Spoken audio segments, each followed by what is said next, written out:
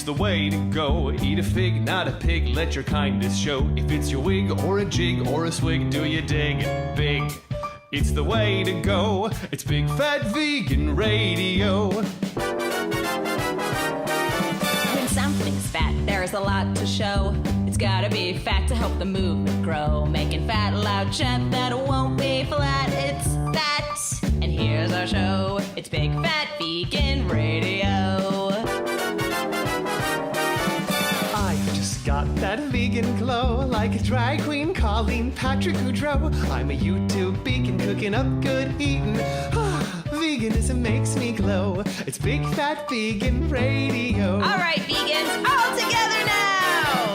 When something's fat, there's a lot to show. It's gotta be fat to help the movement grow. Making fat loud chat that won't be flat. It's that. It's the way to go. It's Big Fat Vegan Radio. Hey everyone, welcome to Big Fat Vegan Radio. We're podcasting live from East Coast to West Coast to discuss veganism in all of its glory. I'm here all by myself. Welcome to the very first interview episode that I am doing without Ben. We're trying something new over here at Big Fat Vegan Radio. We're trying to increase our content for you listeners. And so in an effort to make more episodes, Ben and I are going to be each tackling an interview on our own once a month. So you should end up with an extra episode a month, roughly. We're hopeful. Anyway, that's the goal. So let us know what you think about that. And let us know how you enjoy these individual episodes. I know it will be different. And I know that some of you are huge Ben fans. I hope some of you are huge Laura fans too, but anyway, so this is just something we're exploring. We know you want more episodes and we want to give them to you. So here it is, the very first Laura interview episode. I've got a very special guest here with us today, and I'm really thrilled to be bringing her to the show. So everyone, please welcome Colleen Patrick Goudreau.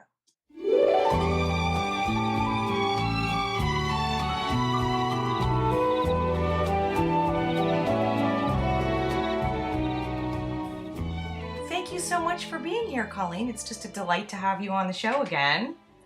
Delight to be back again. Yeah, I have to say, last night I was at an Applebee's with my family. I almost was like, what's Applebee's? Oh my God, that's crazy. And I was not feeling compassionate. And I was like, thank goodness I'm talking to Colleen tomorrow. That's really going to straighten me up. Oh, that's hard. That's so hard. Applebee's. In California? There are Applebee's in California? Yeah. Well, my parents are down visiting me. And both my grandmothers live down here. So they're visiting us. Okay. And we went up to see my aunt and uncle, my dad's brother and his wife. And yeah, we were, I have to give them credit. They did totally initially try. There was this place we were going to go that has a ton of veg options. And my dad had been there before and he was like, oh yeah, it'll be great. And then it was crazy. There was some kind of musical festival going on and we couldn't get in. So then it was like, then they were like, we're just going to go to Applebee's. So are you going to be okay? And I was like, I guess I'll have French fries.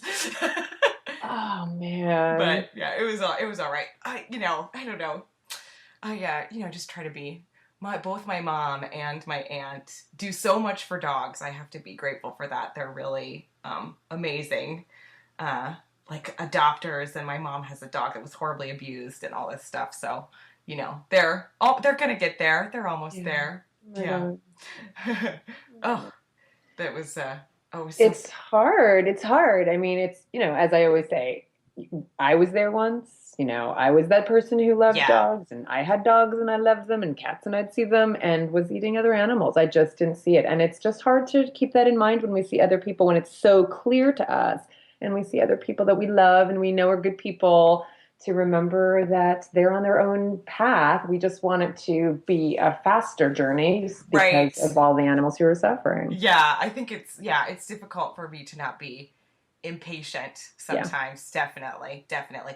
Well, so I'm so excited to have you here. I want to talk about your new book, which I really love, by the way. Thank you. Yeah, I just feel like, your podcast for me when I first went vegan was so so helpful because I feel like it made me feel so not alone. I felt very alone when I first went vegan. I felt very misunderstood. You know, my partner was really against it. He was really sort of upset by me going vegan. And, you know, I didn't really have any friends who were vegan other than Ben.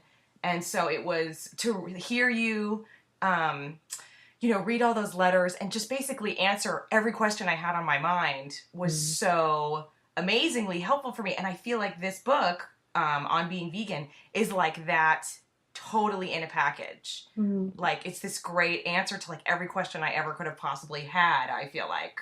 Oh, I'm so glad. Yeah, I'm so glad. I love it. And I was and also just I love the title. It's perfect. Like how can you not understand, you know what I mean? It's like, what's that about? Oh, it's about on being vegan. It's great. Thank you. Yeah, it's perfect. So I know this is part of a series. Can you tell me a little bit about that? Actually, it was originally part of a series. My original intention was that this would be part of a series. Okay.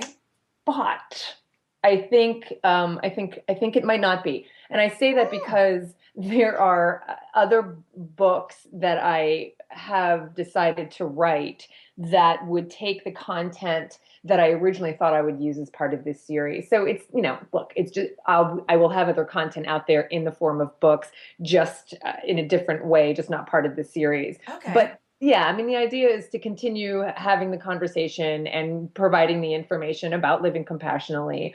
It just, you know, because the original idea was that I would be taking some of the content from the podcast, of course, and from my talks. That's what I've been, you know, drawing from and writing about for years. And I thought, well, this is a really great way to take some of that content that people have been wanting outside of an audio, you know, medium and actually have it in a written medium. And I thought it was a great way to use that. But I think it just might wind up being in other books. So the people who have the On Being Vegan version that says the Joyful Vegan series, that's now a collector's item because I've since changed the cover and it doesn't have that. So if people look now, if they look on my website or on Amazon, et cetera, it just says On Being Vegan Reflections on a Compassionate Life. Okay. So, yeah. Oh, well, that's breaking news, everyone. That's great. Yeah. Well, you know, it's funny when I first, you know, went to read this book, I thought, this is so interesting. I feel like this must be a book for vegans, but after reading it, I really don't think it is. And I'm really inspired to give it as a gift. Was that your intention to have sort of it be sort of a guide to people who don't know anything about being vegan or maybe have a lot of questions? For sure. I think it's a really good question because we always have to be mindful of who our audience is. And the book that I do have in my mind for the future, which will be called The Joyful Vegan, I believe. That's part of why I wanted to pull that series title out and use it for a future book. I really do envision the book that I am envisioning now being called The Joyful Vegan is where I'm going to be talking about the social aspects and really all of the things that people struggle with once they become awake. In a recent podcast episode, I called it the 10 stages of awakening. And it's really that content to really, really empower people who have, you know, again, become awakened, become vegan, to help them kind of navigate in this tricky world where there are Applebee's and resistant family members. So that is going to be the book for vegans. The On Being Vegan very much is to really just debunk some of the misconceptions that people have about being vegan. So yeah, I really think this is the book that vegans can give to non-vegans who say, oh, what is this all about? What about the chickens we have in our backyards? That's not so cruel. And I don't understand. And so it's a perfect book. It's, you know, it's short, it's succinct to really just get to the heart of what it means to live compassionately and to really, you know, just demystify as if it's something mysterious. It's so basic and it's so simple. And that's what I love about being vegan. And that's what I love about for me, my message, which is compassion, it's not complicated. And I think people can really wrap their brains around it when it's really very, consistent, when the message is consistent that it's about compassion. And so this book is very much for non-vegans, although I think it's also really empowering for vegans so that they can find a voice to be able to express it. It's also great, I mean, because so many times, even though obviously I think of myself as a very verbal person, but I find myself sometimes like without words, without answers when people ask me certain questions, because to me the answer is duh. And so it's lovely to have, great writers like yourself help me have words, to answer these questions. So also, I just love how you, just like you said, if you go into the backyard eggs and what to feed your pets, and these are just, I think for me, when I first went vegan, they were very scary questions for me. I had a cat, and I just, it's the questions we get over and over again. So it's great. It's great.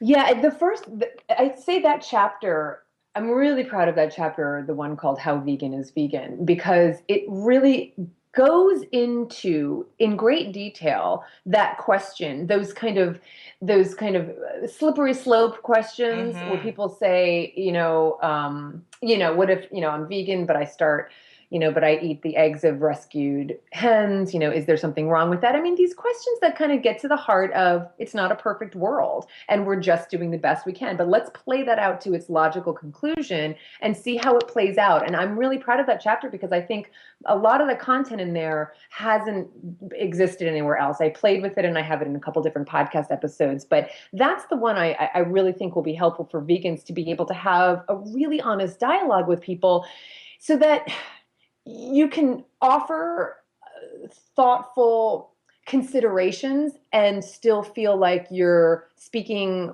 that vegan still is the answer, but you acknowledge that, there are some gray areas here. It's not perfect, but, still defaulting on the side of compassion, it still makes sense. It still doesn't say, well, then we might as well not do anything at all because we can't be perfect. And so I think that chapter will be really helpful for vegans who get those questions about those gray areas. I'm so surprised by how many people in my life are like popping up and being totally interested in veganism. And I just feel like this book of yours is definitely going to be one of the things that I send to people, give to people, recommend to people who are interested. I think it's just perfect for that when you have a lot of questions, but your interest is piqued. It's just so, I think it's great. Fantastic. Yeah. So, I don't know. I just feel like you are like the Stephen King of veganism. You just write so many books. It's so awesome. And I'm always excited for what's next. What is that? Is he still writing his books though? I don't know. Oh yeah, who knows? That's a really good question. Right? So if I ever become that, I don't know, then I'd be ghostwriting or someone's like ghostwriting. This is that Saturday Night Live bit where it's just him constantly writing and we're throwing the pages off or something. Oh really? Oh, yeah, okay. It was really funny. Yeah, because you'd have to never sleep if you you actually write as much as he or I don't know, Danielle Steele, I suppose, writes. Yeah. Who's that other one? Dean Koontz. He's the same, right? Okay. Books, right? But no, I picture you just like writing all the time on napkins and everywhere you go. I'm so grateful for it. So thank you so much. I'm so glad. Yeah. So, gosh, what else can we talk about here? I love. One of my favorite things is, what is it? Why vegan? Pick a reason, any reason. Oh, I just love that. I just feel like you make me nod a great deal. I'm always giving people whiplash all over. I'm always enthusiastically nodding. It's it's so great. Yeah, well, I tend to not focus on, every book on veganism has the environmental, animal, and health, right? It's, yawn. I mean, we've seen it. Everybody knows it. I just feel like it's been done to, it's done. It's over. People get it. I know why. People know why vegan. People know why vegan. It's not a mystery. Nobody out there, there's not one person out there that doesn't have just an instinct that there's something wrong with eating animals. Yeah. The way, especially, today in our culture, in our society, in the Western world, blah, blah, blah. There's not one person who'd go, really? Because I never really thought there was anything wrong with it. There's not one person who wouldn't have some inclination that it's problematic from an ethical perspective, an environmental perspective, or a health perspective. So seeing the same kind of, trifecta, I just find that it's old. So that chapter for me was very much about, okay, it's not the same typical information. And as you know, I don't really talk about factory farming in my work because factory farming for me is an effect, not a cause. It's the effect of the cause that sees animals here for us to do with as we please. And so that's the result of it. And that's not, to me, where the solution is going to be. The solution is going to be in getting underneath, which is animals are here for us to do with as we please. And once we start, chipping away at that, then we're going to change the decisions we make about how we treat animals, but just how we relate to animals. So that chapter for me was very much about these other issues that you can't get away from. I don't care, factory farming or not, like you just can't get away from the inherent violence. And so, so pick a reason. I mean, it's already out there and people already know it. I really feel like my work is very much about mirroring back to people what they already know, that I believe people already have this information in them. I'm just kind of putting a light on it for them to go, wow, that validates what I already knew inside my gut, inside my heart, rather than telling them new information. That's kind of how I see the way I approach my work. Yeah, I love that. I said that sort of the other day. Basically, as fresh from reading your book, someone said something to me about how because I had been a very passionate sort of animal loving child. And someone had said, well, that was specific to me. And I was like, I really think that everyone is like that. And that everyone has that in them, especially as a child. And I know that you always talk about that sort of genuine or innate compassion that we have when we're little. And I think it's so true. I mean, these little girls that I nanny, they're so little. They're not even 2. They're going to be 2 in a couple weeks. And they love these. I mean, they have these big black crows in their backyard, and they look like the birds from the birds, quite frankly. So I think they're a little scary. I mean, they're humongous, and they are their friends. They talk to them. They caw with them and chase them around, and they love these big sort of scary black birds. That's just their instinct is to love them, and I think that it's amazing because they can't even talk, but they love these, they love all the animals that they see.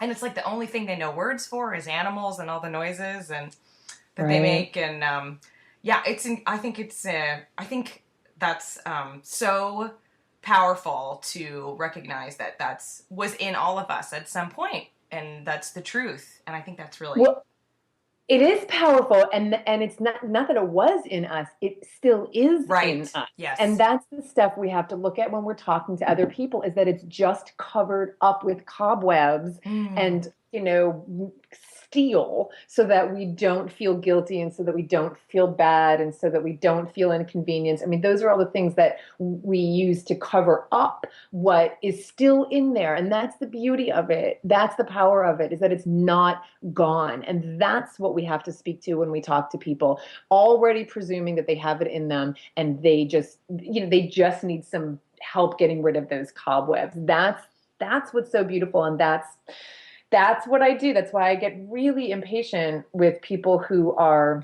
I get impatient with people. Please don't. I am not in any way some perfect, I'm not. I come home and I complain and my husband hears me and whatever, and I might hold it until I get home. Oh God, it's just so frustrating because I know they're compassionate. I know they're good people. Why can't they get it? I do that. But I really do believe at my core that they're good people. And I don't have patience for people who are judgmental and just mean about it. I see, some people be so mean about it. It's not going to be effective. It's not going to be what moves us forward. And I always say that. Do you want to be right or do you want to be effective? And that's really sometimes the question we have to ask, even if it means shutting your mouth and just kind of taking it in. And, I was getting my hair done the other day with my hairdresser. And, we just have to find a way to be really honest. She said, we were talking about the horse issue and the burro issue, especially in the West, where the government is basically rounding up these animals, and essentially they will be sent to slaughter, but even in the meantime, they're just in these holding pens, and it's awful and it's horrific, and it's because of the beef industry.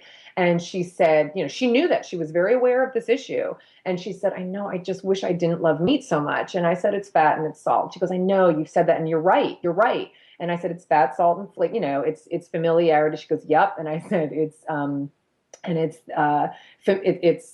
what's the other one? It's texture. She said, yes, that's exactly right. And, so we had that conversation. So I don't let people get away with saying something like that, but I still was able to have a conversation with her. So it wasn't me going, oh, just get over it. You can get over it. I used to just it's just me.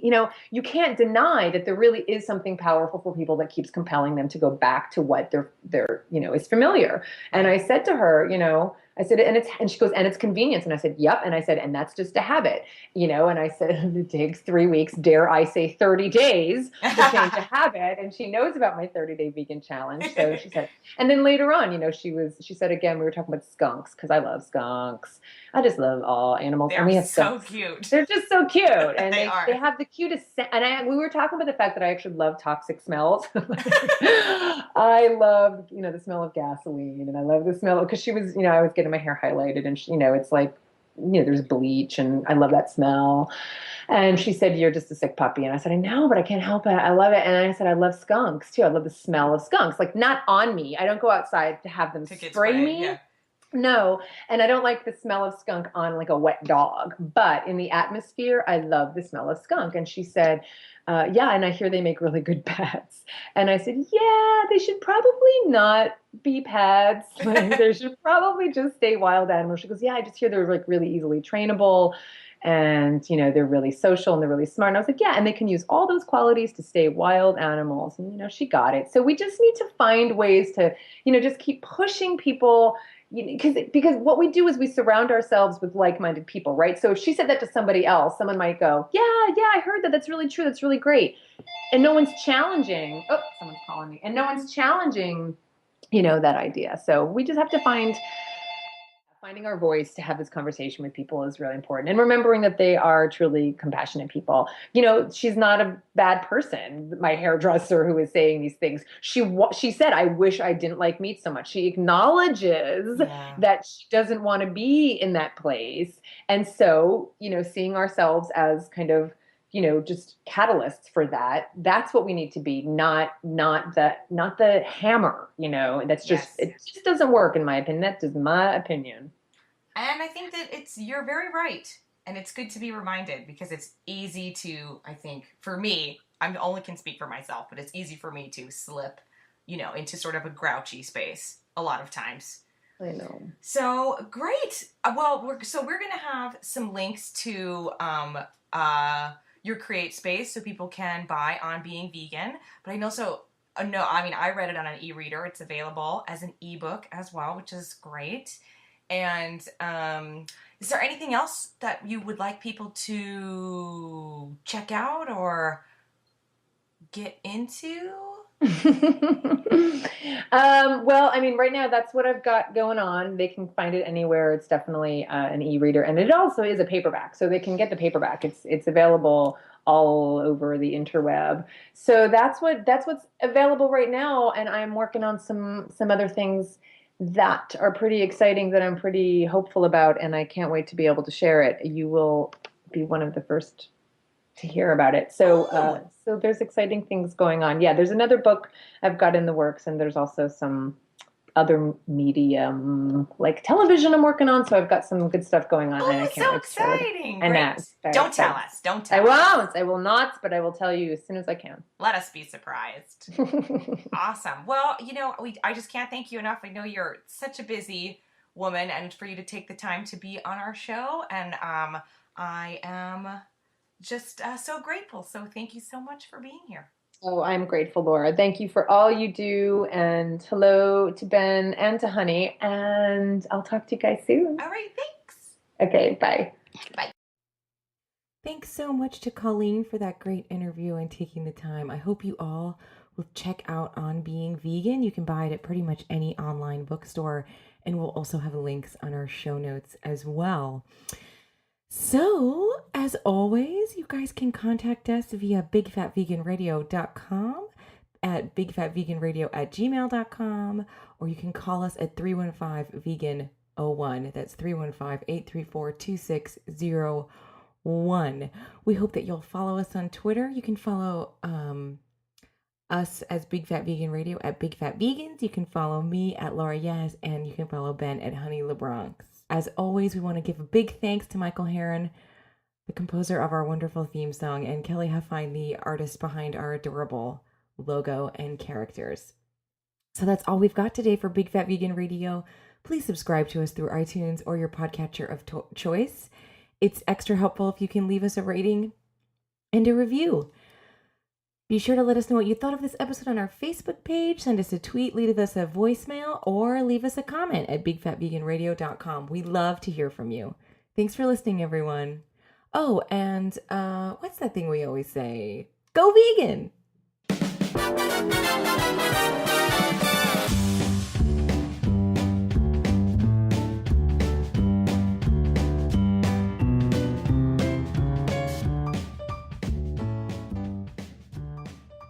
Can you say animals? Only. Animals? Only. Animal. Animal. Daddy. Can you say pig? Pig. Cow? Cow. What's a cow say? Moo. Good. How about monkey? Can you say monkey? Mommy. What's a monkey say? That's perfect. What's this? Duck, duck, duck. A duck? Duck. What's a duck say? Quack, quack, quack. Apple. Apple. That is an apple. What's this, sweetie? Yeah, is that a sheep? Can you say sheep? Emmy. Good job, honey.